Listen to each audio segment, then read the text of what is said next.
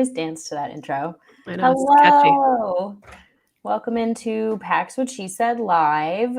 I am your host, Perri Goldstein. I don't know why I'm doing our Pax What She Said podcast intro. Hey, Maggie. Hey, girl. The Pax What She Said podcast. It's Victory Tuesday. It's Pax What She Said Live Tuesday. Packers beat the Steelers. You're welcome to your Marks Browns. Not that they're really in contention anymore at this point.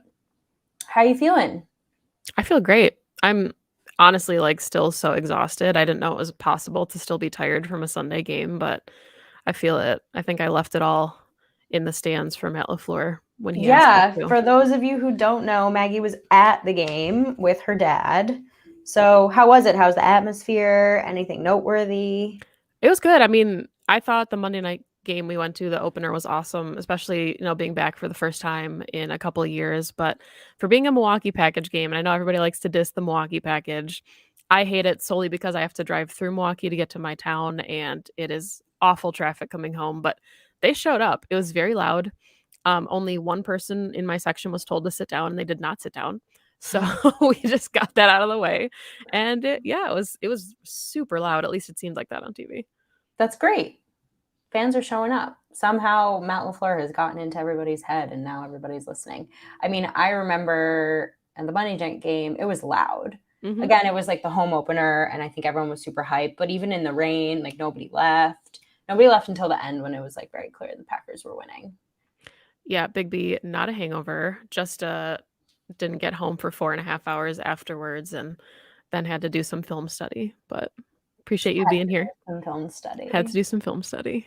Okay, so what'd you see on your film study? Let's do game balls. We've never done that. Give me an offensive game ball and then I'll give you one. Randall Cobb, buddy. Okay. All right. Obviously. Welcome back. I think in general, there was not that much to take away from this game. Packers didn't really need to do anything special to beat the Steelers. Steelers are an average to below average team. They were just clearly the better team on the field. So, which is nice. You want a good, solid, mundane win. It does not always need to be like the 49ers game. But it was really, really nice to see that connection between Aaron Rodgers and Randall Cobb again, because it's there with Adams. It's going to be near perfect with Adams. But to have a second security blanket for him is just unstoppable. Yeah. And I mean, I was going to give my game ball to A.J. Dillon. I think Randall Cobb's a really good one. I thought Dillon, it finally was the progression that we wanted to see where it's late in the game. I know the Packers didn't put up any points in the fourth quarter. Matt LaFleur had even said, yes, we had a couple opportunities to kind of close out the game and we didn't do that. But as far as getting away from the run game, they didn't do that. And that was really nice to see. I think what was interesting to me on the rewatch, curious your thoughts on this, was the fact that, everything is so different when you're in the stands. They don't show replays. It's, you're getting a very specific view of the field from your seat, whereas on TV, it's a lot clearer. And it felt like the tone after the game was that the Steelers game was the Packers' most complete win of the season. And I had actually thought that the 49ers game was a better, holistic performance from the Packers.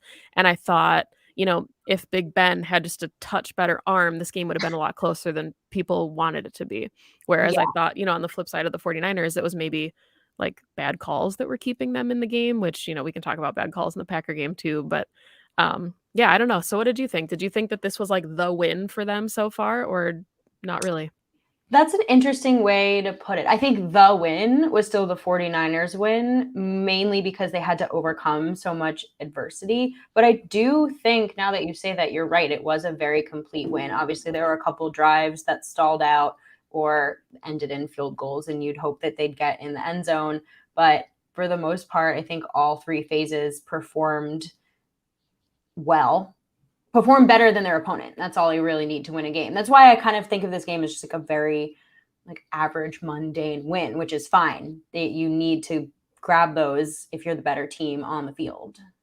Yeah, and I mean, I think that you can always pinpoint the flukes. Matt LaFleur always says there's when you watch the game, it's never as bad as you think it is, and it's never as good as you think it is either. Like, totally understand that. But when you do rewatch the game, the Packers are down in scoring range and then Aaron Jones fumbles. Like, that's not something that would normally happen for the Packers. So that was maybe one of those opportunities Matt LaFleur talked about where you can close out games. And they went for it on a couple fourth downs just to kind of keep burning clock, that I think there were opportunities to score points left on the field.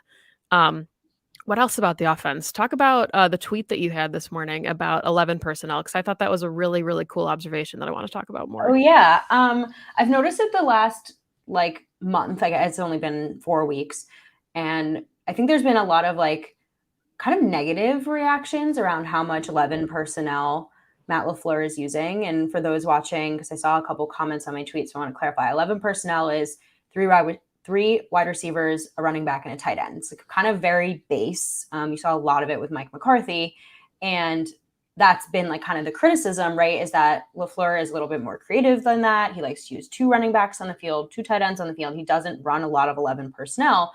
But the more I've watched, it's not your traditional 11 personnel, right? Because you have Bob Tonyan, who is, yes, a great blocker, but he's also become a pass catching tight end. So he's a little bit more versatile.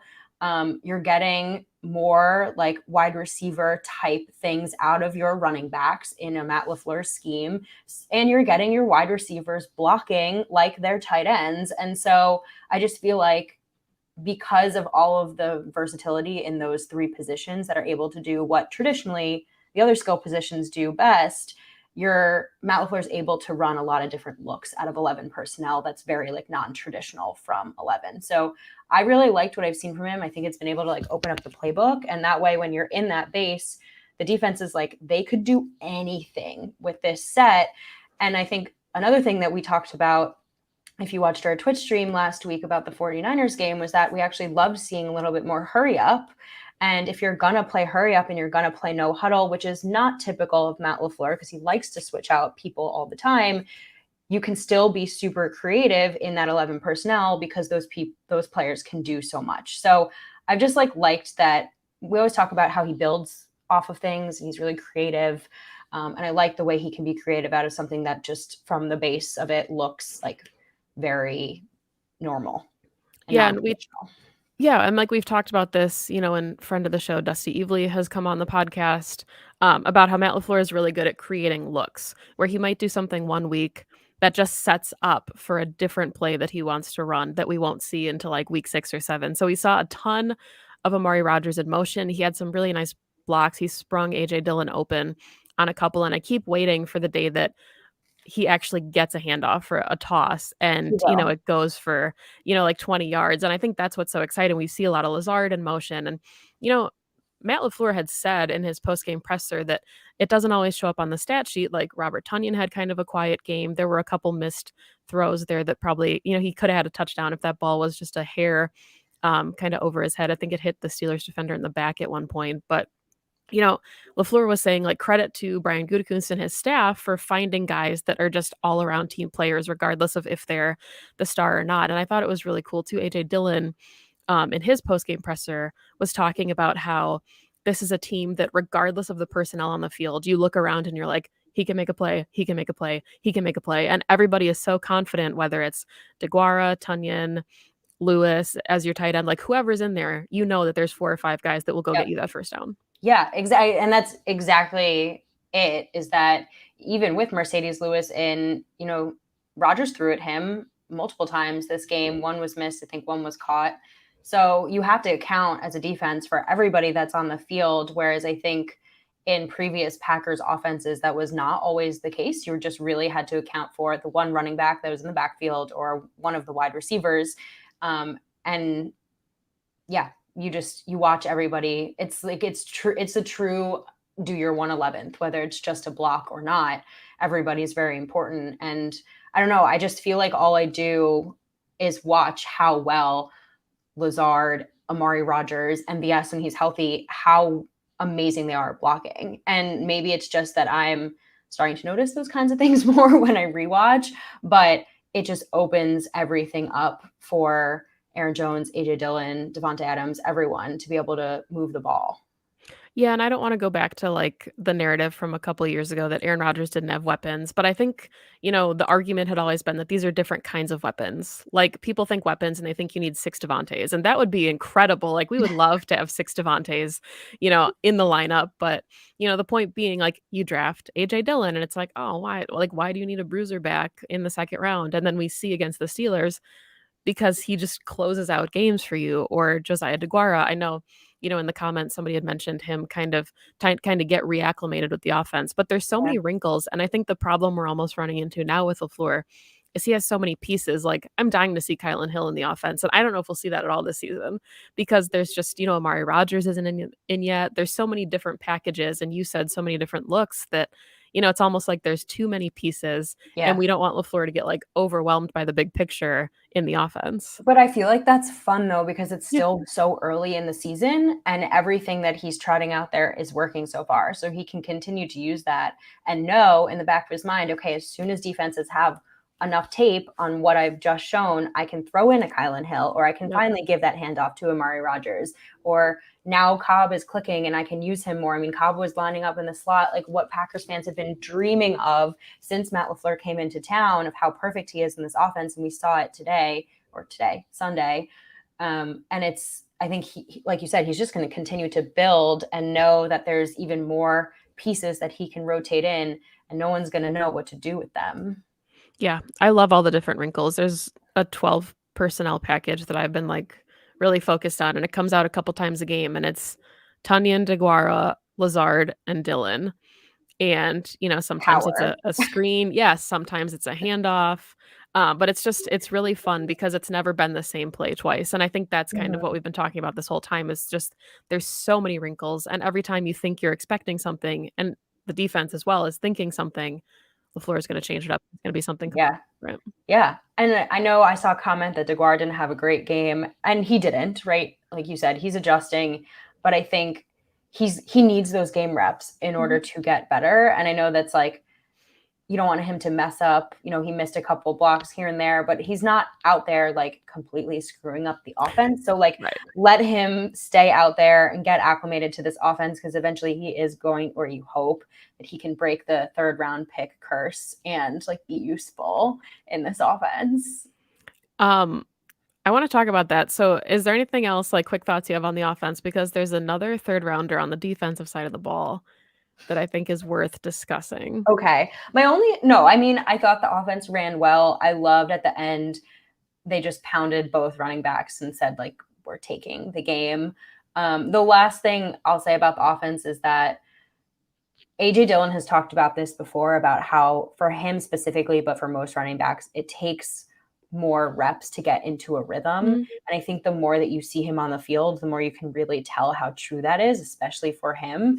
And so I'm glad that they're starting to really use him. And while it's never fun to see the offense out on the field without Aaron Jones because he's so dynamic and he can make a play where there literally is no play. But it's nice to see AJ Dillon feel like he's getting into that rhythm that he has expressed he needs. Yeah, let's see a little pony package. Producer Aaron There were, Nagler, if you're looking for guests to come back on the AJ Dillon show, I have more questions that I would like to ask mhm. him. There But were two snaps of pony there package were. early in the game. I actually have that in my notes because obviously we noticed that. Yeah, and All I right, thought so what's your third rounder then on the defense? Oren Burks. I thought that he was one of the players that had a couple missed tackles behind the line of scrimmage. He kind of reminds me, and I don't know if this is necessarily a great thing because he's off the team now, but the way that we talked about Kamal Martin last year, where he was always like so quick to the ball. And if he could just clean up a couple things, he would be so dynamic for the defense. And I think that that's kind of what we're seeing a little bit with Oren Burks. I like that he's getting more looks. I thought Ty Summers had kind of a rough game. So to see more of, Oren Burks, and we'll obviously get to Devondre Campbell. I could write, I don't know, Are I you could gonna write write an poetry. ode? I was Are we trying to gonna think of get something another else that's ode? not an ode, maybe like a limerick, I don't know.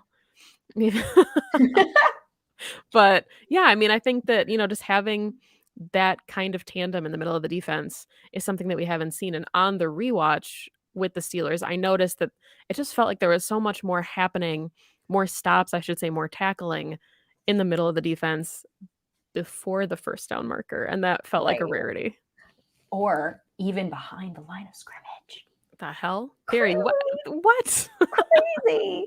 Yeah, I saw a tweet today actually from a Bengals fan that was like, Packers have really hard time stopping tight ends, so like pick up one of the Bengals tight ends that they have. And in my head, I was like, not anymore. Yeah. Like that, not anymore. Like Devondre Campbell can actually tackle. Yeah, and we saw Amos on TJ Hawkinson a little bit against Detroit. So, I mean, there's definitely things that they can do with that defense. It's funny, I did pick up the Bengals tackle, but that's because the Bengals tight end, but that's because mine were both injured this past week. So, you know, didn't realize it was Packers week. So, probably not. Yeah. I mean, the Packers defense, I think, was definitely helped out. And you mentioned this before by some really bad Big Ben throws. I mean, just like Yes. he is off. Yes. And that was like my honestly, my two takeaways from the game were Packers didn't need to be that special to beat this team, which is great. And two is Najee Harris is a phenomenal running back. He's great. He's big. He's strong. He'll power through you. But when your quarterback and your offensive line are that bad, I don't know how you justify taking him in the first round because he can't even he has to work so hard for things that should be so easy if those two pieces were a little bit better. Yeah, and I know you kind of tiptoe around it. It reminds me of the Broncos situation with Peyton Manning, and obviously they went on to win a Super Bowl, and that kind of erases all of those concerns. But Brock Osweiler played that season. Like, at what point do you think, like, look, we're in a really tough division. This is potentially one of our last shots before we need to consider rebuilding the team. The Bengals look good, the Ravens look good, the Browns look good. Like, when do you play Mason Rudolph or Dwayne Haskins? Like, does that thought come up? Because, when we talked to Brooke Pryor from ESPN, she had said, like, 1-3 isn't the sky is falling, but pretty soon you're going to get to that point. And their schedule is tough these next couple weeks. They're playing some pretty good teams. They're in a tough division as well, and now they're in a 2-game hole that they're going to have a really hard time climbing out of. I think that when you start to play Dwayne Haskins and Mason Rudolph, you're essentially giving up on your season. You're saying, we already know that this is a lost cause. To bench Ben when he's healthy there's a lot more behind that. There's a lot more to that than any other quarterback. I mean, it's like when they put Daniel Jones in, the Giants put Daniel Jones in over Eli Manning. Like, you're making a statement like that we are moving on. And unfortunately, the Steelers don't have that first round pick. Like, Daniel Jones was clearly picked to be the future, right? And they're saying, okay, we're moving on to a new era now. The Steelers don't have that. So I think it's when you're, 2-8. At that point, maybe you're just like, look, our season's clearly done. Why put Ben at risk? But I think it's not as simple as just saying, let's trot somebody else out there. Yeah, no, I agree with you. And I mean, there were moments like his first touchdown was a really nice pass. So he still got it. But I think we're getting towards the Drew Brees end of things where for every big play, there's a couple opportunities that you should be capitalizing on. And we saw some of those against the Packers too. Right. And like, he had Juju beat Stokes, just straight up beat Stokes. It was just one of those moments where he was better than the rookie corner, and it could have gone for a touchdown, right? He had him a step or two behind him, and Ben just missed it. Like, he was just wide open one-on-one, just missed it. And I think that was the game for them. It was hit a couple and then miss things like that. And you're just not going to put up points. I mean, Brooke said she called that they wouldn't put up more than 17 points. Yeah. And I mean, there were so many opportunities. Like you said, there was the one on Stokes. Isaac Yiadom got burnt for one, but at that point it was like almost garbage time where you don't think that the Steelers are going to be able to come back for that or from that. And it was an overthrow. So yeah, but enough talking about, what the Steelers did poorly. Let's talk about what the Packers defense we thought did well in that game. Outside of course, the potential loss of Jaire. We should know more about that tomorrow. There will be multiple doctor's appointments and multiple opinions. I don't know about you, Perri, but I've seen everything on Twitter from he can play in a couple weeks with a brace to it's season ending and needing surgery, or put him on IR and bring him back mid-season. Kind of runs the gamut. It does. I mean, we have like very little information, right? We know that it's some kind of AC joint problem, which literally, like you said, could span him just being out for like a week or two, or it could be season ending if he needs surgery. We saw a photo of him in a sling, but again, that doesn't mean a ton. Like if he just dislocated his shoulder, that's a much Right. we're going to be put in a sling, but it's a quicker turnaround time. So I was told today while I was recording with Ross Uglum that he has heard mumblings that it's not season ending, that like at least there's some level of understanding. He'd be very surprised if it was season ending, but that still doesn't bode well. Like if Jaire missed 6 weeks, like that's Right. bad for this team. Yeah, and I think this is the tough part that you always encounter where, you know, who I podcast with for Pack-A-Day, Jacob Westendorf says, like, you always want jars on the shelf. And we talked all season about, or all off season about how the edge position was the best on the team because you had Za'Darius and Preston and Rashawn. And Jacob's argument was always, well, what happens if you lose one? And of course, to start the season, you're without Za'Darius. Yeah. And, Jaire had made up for a lot of kind of weaknesses and vulnerabilities in the secondary. And for as good as Eric Stokes has looked, still a rookie, still got some growing pains. And I Yeah. think that then becomes your issue because now you're losing both of your all pros on defense for potentially a considerable amount of time. And it's a marriage between generating pressure and coverage. And if you can't do either of those things well enough to make up for the other, you know, I guess I'll ask you this and then, leave a comment, your thoughts, because I'm just generally curious, the overall consensus. Are you comfortable with where the defense is at going into the next 3 weeks? So at Bengals, at Bears, home against Washington. 3 weeks. Are you okay with where the defense is at, or are there major red flags? That's an interesting question. I mean, are you saying without Jaire Alexander? Yeah, let's say that it's, give him a couple weeks to heal up, but he can come back for the Cardinals game against the, Thursday Night Football.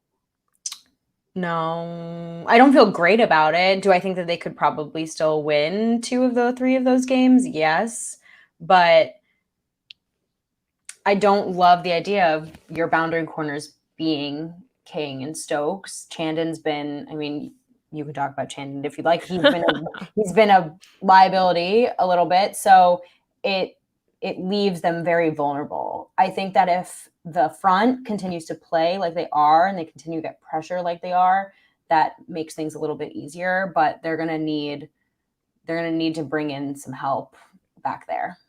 Yeah, I think that's the tricky part is just looking at like the sheer number of reps that these guys have played. Obviously, you have Kevin King. If he can come back, he is the veteran in the room at that position. But Right. Eric Stokes is a rookie. Shamar John Charles is a rookie. He got a couple snaps on the boundary kind of late in the game, but he's played like 20 snaps on defense this season.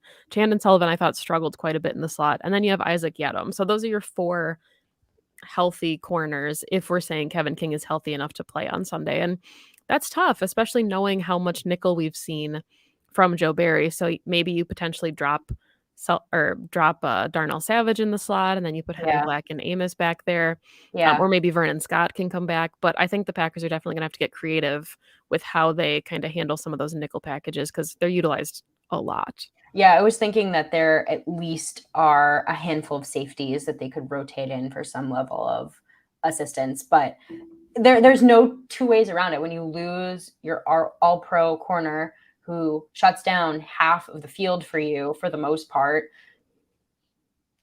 that like Right. it's a hole that you can try to fill, but you're never going to fill it completely because Jaire Alexander is a rare, unique, elite, special player. I think my thought process is the next 3 weeks are a lot easier than the month that follows. So if now is the time to let some players come back from IR and heal up, then good, right? And we likely, I think, he comes back week 7 at the earliest, David Bakhtiari. Theoretically, yeah. Theoretically. So that's for the Cardinals game. Right. Yeah, and I mean, I think that's the really hard part, right? Is like it's like a catch-22 where you've got these games that should be winnable when you're talking about Bengals, Bears, Washington. But these are the ones that you can't afford to lose. Like if you drop a couple games against the Chiefs and the Ravens, it's like, okay, yeah. So not that you want your star players to miss those games. I understand that, but it's like that's what makes all this so tough is like when you're trying to balance how long you can afford to lose certain guys. And I thought Aaron Rodgers said it really well too, and he was like, "Look, if you said we would go against the 49ers front and the Steelers front and get 2 wins, we'd be ecstatic at that point, and now we're 3-1 without our best offensive linemen and Bakhtiari and Jenkins." So, Yeah, best 2. yeah. Yeah. Yeah. All right, what else stood out to you from the defense? The defensive line, I think, is playing a lot better, and again, the Steelers' offensive line is not good, so that could have been part of it, but Rashawn Gary has looked fantastic. Kenny Clark, there's some moments where it's like he just goes Super Saiyan and pushes people back like 20 yards, and it's miraculous. I don't know how anybody is supposed to block him one-on-one, and Kingsley Kiki talked about that post game where, his confidence back. And sometimes when you have like concussions and things, you have anxiety about going back and missing opportunities and feeling like you lose a guy like Za'Darius Smith and you need to go do more and play kind of beyond your means. Mm-hmm. So if he can come back and be confident and comfortable, I thought he had his best game. He did, for sure. Yeah. And, Tyler Lancaster had his best game before he ended up on the COVID list. So I think that there's pieces, and I think we're seeing the way that Joe Barry is getting creative with that front, mixing it up quite a bit, that we will get more pressure from those big guys. Yeah. I think Kenny Clark goes like supersonic. When you're playing Mario Kart and you get one of those like mushrooms that makes you like go really fast? Or the star, yeah. Yeah, that. Sorry, I haven't played in a long time. But you know what I'm talking about? Where you like Yes. eat something and it propels you forward. Like that's Kenny Clark a couple times a game, just like barrels through someone. I like that analogy. Thanks. I think a lot of people were really down on Joe Barry, obviously, after game 1. But it has started to come together. I read that the Packers have, I think they'd given up like the least amount of yards in the run game since 2017. Yeah, since Capers left. Oh my God. Basically between him and Pettin. So, and you can see it, right? It's not like just a glaring problem like it was a couple of seasons ago, and they're starting to really put it together. Is there anything in your mind that you can pinpoint as to why? I think a lot of it is tackling, honestly, because it's very easy for running backs if you're getting like dove into instead of wrapped up to break those tackles, especially when you're up against a big guy like Zeke or even like an AJ Dillon. It's hard to bring those guys down if you're not wrapping up. And I think we've seen I think it was Adrian Amos that talked about this when Joe Barry first got hired, is there's like this gang tackling mentality that they have now more than ever. And I noticed that a lot against the Steelers, where wherever the ball would be, there would end up being 3 or 4 defenders there, regardless of where the play ended, if it was behind the line of scrimmage, before the first down marker, even after a first down. So just rallying to the point of attack, I think, has been so big for Joe Barry. And I think having Adrian Amos playing closer to the box helps a lot. And I think having Devondre Campbell in the middle of the defense helps probably more than anything else could at this point for that defense. Yeah. Who would have thought that random Falcons linebacker would be such a missing link for this team? His quote was like my favorite quote of the season so far, where he said he's always been the Robin to someone else's Batman in every other defensive scheme. So here he gets to come and show what he's capable of. And I think that's really interesting because all offseason we've talked about like, well, it's Chris Barnes' defense, right? And Devondre Campbell's going to be like a spot player. No, Yeah. this is Devondre Campbell's Batman. And it shows. And we talked about how big he was in training camp and how his sideline to sideline like lateral agility, how good he looked moving and covering tight ends. Well, we're seeing it now. And week 1, obviously, we talked about how he had some growing pains in the middle of the defense, but it was Joe Barry. It was a new team, a new scheme. All that makes sense. So now he's Batman and he looks good. He does. I mean, he's a big man. I don't mean like they're all big men. Like he's a big man. And so the fact that he can move the way he does and also, like you said, wrap and tackle. I mean, I've seen more tackles for losses in this season than I have in like recent memory from this Packers defense. And he's usually in there. He's usually in and around the play that's being made, unless it's like, a big passing play into the secondary. I do want to talk about Stokes just like more specifically because I was talking to Andy Herman today, friend of the show, and we were talking about how when Stokes came out of the draft, it was all the talk around Stokes was that he's super athletic and there's a lot of gifts here, but there might be some like level of development that needs to happen from Eric Stokes. And to be quite honest, obviously I'm not a scout, so I'm not about to question people, but I did think, like, at least when I watched him in Georgia, like he looked like an NFL ready cornerback, like a first round pick. And like I never understood kind of why he would be talked about like that versus, you know, any of the other first round picks. Like there were a few that were clearly holistic, but anyway.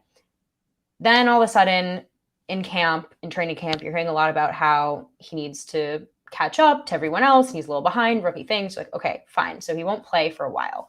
And then all of a sudden he's being thrown in week 2. And I was nervous just based off of what everybody kind of said is that he needs some developing and he's not quite ready yet. And then all of a sudden, while he, yes, has some growing pains and there's been a few too many DPIs, in my opinion, he's played better than Kevin King by like a wide margin. And he's playing really aggressive and really fast. He has 4.28 speed, so it's not a surprise. And has the most pass breakups. I think he's tied with 2 other corners in the league for the most pass breakups in the NFL at the moment. So a lot less developmental than I think like people realize, which is obviously good for the Packers now with Jaire being hurt. But I've just been like overall, I think very impressed with the way that he's looked in these 3 games that he's started. And obviously you want him to develop a little bit more, become a little bit more polished, but he's been like fairly reliable. And I don't think you can say that about a lot of rookie cornerbacks. I mean, you looked at like Jeff Okudah in his first season and he was not good and struggled a ton. So what are your thoughts on the way Stokes has played? So I think there's a lot of factors that go into this, and obviously he has looked good. He's had a number of pass breakups, and I think part of that could be because the other side of the field is Jaire Alexander, and you're not throwing the ball to him. Some of it could be that he's a rookie, and you're going to test the rookie as much as possible. But he's making the most of his opportunities, and when he is beat, he brushes it off right away. And I think that's a huge thing, especially when you're a young corner in the NFL, is being able to just move on and play the next play without thinking about any potential mistakes. And it might have been Ross Uglum that said it, but somebody was talking about how, saying that a player needs to develop at the NFL level is kind of just like the blanket term for they're young and athletic. It's just everybody wants to call them raw. And I think that's, when you're concerned about somebody being like too athletic without having the mental fortitude to just make a jump at the NFL level right away, it's, oh, they're raw and they need time to develop.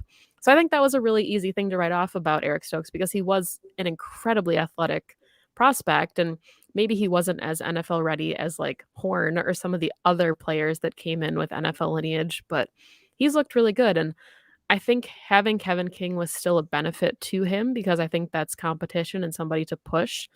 And I do want to give Kevin King credit for being the first person to come over and congratulate Eric Stokes when he did get his pick.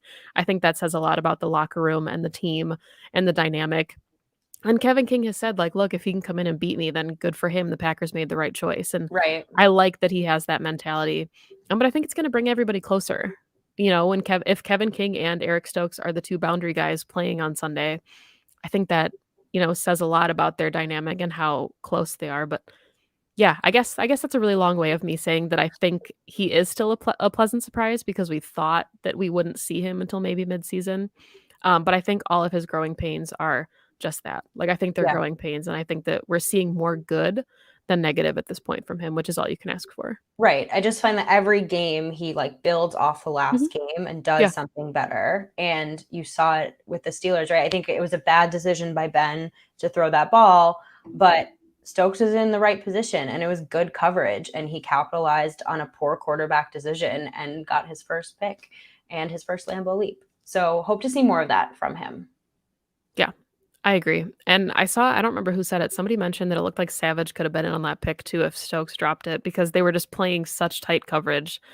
But yeah, let's talk about the safeties because you and I have our own kind of thoughts on Amos and Savage as a tandem and, where we kind of wanted to see them lined up. Are you of the mindset that you'd like to see Savage look a little more in the slot? Because to me, that would be, I think maybe the solution I'm most comfortable with if Jaire misses any time is Kevin and Stokes on the boundary with Savage in the slot.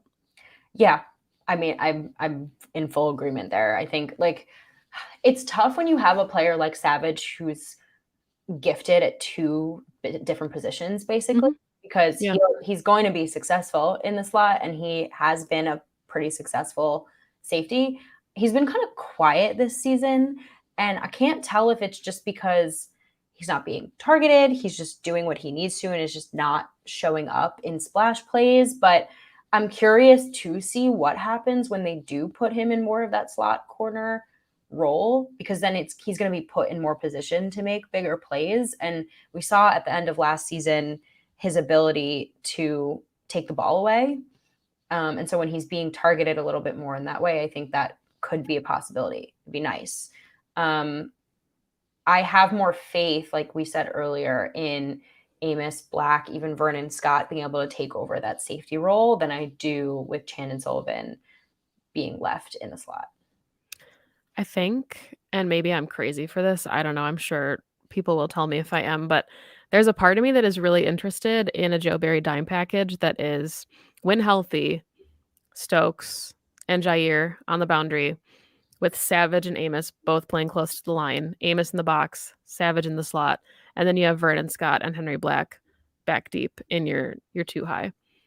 I want to see what that looks like, because I think that potentially could be your best solution in the secondary if we're I not think it sure of would Kevin King. depend. Yeah, it would totally depend on who's on offense, though, because I could see any offense. Like Big Ben probably couldn't throw a deep ball that well, but I could see them being targeted if it's just the two of them back there deep. Yeah. And that's the thing too. I think that's, outside of week 1, I think at this point we can call it an anomaly. The players are talking about, that was a real eye-opening game for them to kind of, get on the right trajectory. I don't know how else to say it. It was, they want to flush that game and move on from it. And I think we've seen that. Yeah. But they haven't really faced too many offenses that are just going to open it up, or too many Yeah. quarterbacks that are capable of doing that just yet. So we're probably not going to see it really. Joe Burrow, maybe. I was going to say, I don't know. Joe Burrow and Jamar Chase could be that threat that we haven't seen. And again, Tyler Boyd looks really good. Like, I definitely don't count this Bengals team out as an easy win, especially on the road.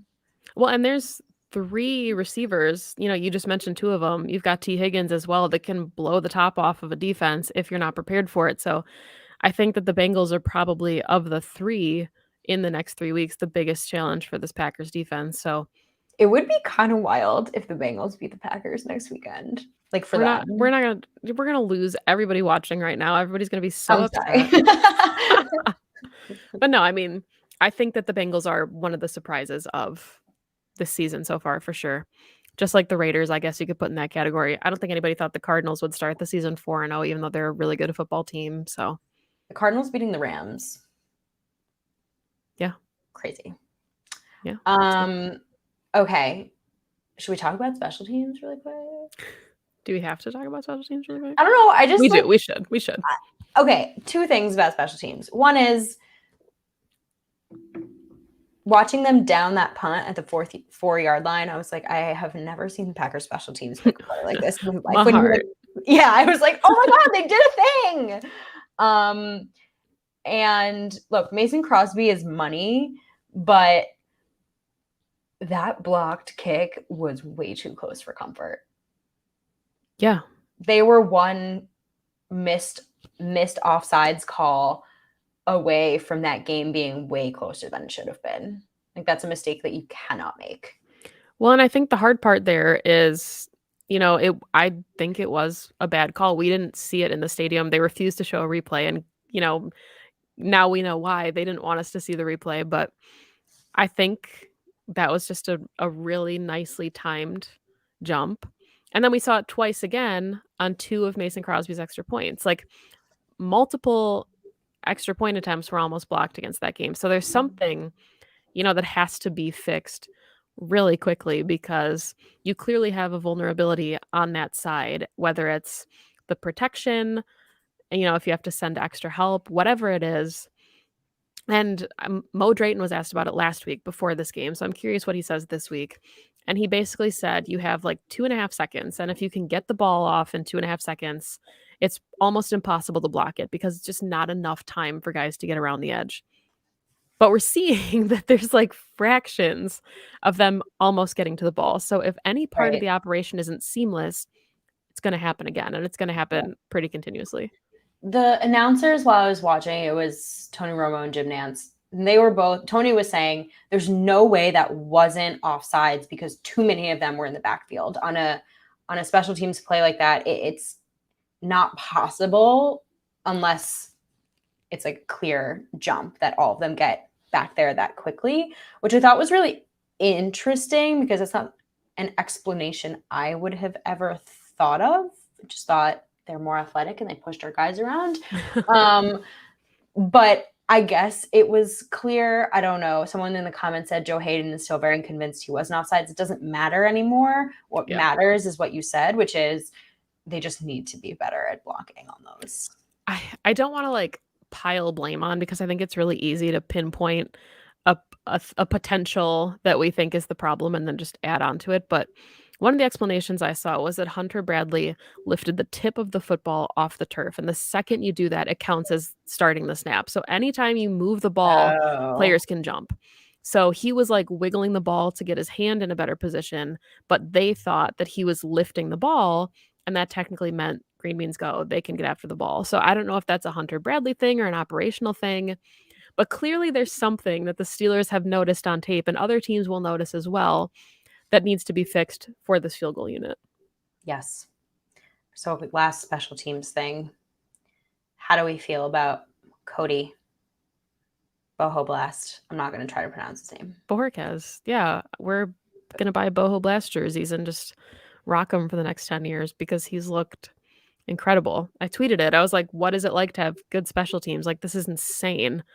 And just his punting style too, those like watermelon kicks are so fun. And you're not supposed to kick out of your own end zone and pin someone at their own 35. Like, that's not supposed to happen. You're not supposed to fair catch that, but he's doing it. And I think that's, at least you can check like one of the boxes of like the 18 things you want to see on special teams. It's like, hey, the punter, now there's only 17 things we got to worry about. No one has any questions today. Why no questions? Maybe they all thought it was the most complete game of the season too. Are you gonna like stick your name on that statement? I actually think it's a really like astute observation because you're right. I mean, if not for the fumble, they made zero mistakes. And like even so in any other game, if there's a fumble recover, and the defense recovers it, I'm like, damn, that puts the Packers behind. Like that would make me nervous, but I didn't even really feel that concerned by it because they were playing so well. And I think that's really interesting too, is like, I think it was Brandy, somebody in the comments had said earlier that like, you feel better about the defense when the Packers are playing with the lead. And we've talked about that. That's kind of been a thing in the LaFleur era where like, if the offense doesn't have a good on day, you worry about the defense. But when the offense is putting up 25 plus points a game, you're like, okay, you hope the defense can hold them to sub 24. And we've seen a lot of that in the Matt LaFleur era. And special teams, I think, is a huge part of that because going into last season, even 2019, if you shank a punt and your opponent starts at midfield, that puts so much more pressure on your defense. So I think that special teams is really helping the defense too by setting these guys up for long fields. Yeah. There you go. You got it. You got the recipe. Now I just gotta repeat it. I cracked the code. I should just be an NFL coach. You should. Apparently it's that easy. You'd be a great NFL coach. Thanks. You're welcome. Matt LaFleur, call me. Hey, Corey, send a raven. Send your drone to his window. Okay, so no questions. Everybody's chilling. Any final thoughts? Want to thank my friends at Nosy Neighbor Brewing for getting me their discount double check. It's a fantastic beer and a great name. So thank you. If you are looking for something to do after our show, you can check out our friends at Game On Wisconsin. They have the MVS show. So even though he's on injured reserve, he's still coming on their show to talk about things he's seeing I think they're gonna ask him about Warzone tonight, and of course his adorable dogs. And then you've got Mad Ramage also going live at 7 Central, 8 Eastern. Because if I don't say 8, Perry's gonna harass me about it. So you can check out both of those shows over on their respective YouTube channels. Cool. I'm excited for the Bengals game. Same. 3-1. I think it's gonna be a really interesting one. The Packers. Was it the last time they played the Bengals, that walk-off touchdown game when Rodgers was hurt? It was 2017. It was the Yeah. hottest game at Lambeau record. Yeah, and Gmo got him down to like the 20-yard line, and then they kicked a field goal and win the game. Yeah. So Rodgers hasn't played the Bengals in quite a long time. A lot has changed with that team. So it's going to be a really interesting one. Just a quick plug from us. Obviously, we will have our normal show this week. We'll likely drop sometime on Friday, depending on when Maggie and I record. It'll be your Bengals preview show. We'll go live on Twitch again in the next couple of weeks with our post-game recaps. Live show will come back the first Tuesday of November. We are going to have some guests coming on in the next couple of weeks that are going to be really fun. Always like to tease them, but you'll find out if you follow us on Twitter. So with that said, follow us on Twitter, Pax What She Said, PWSS Podcast on Twitter, Pax What She Said, Instagram and Twitch. And thank you all so much for joining. Next time, bring your questions. We love answering them and, making sure our content is what you actually want to hear. And it's always fun to interact with you all. But as always, go Pack Go. Go Pack Go.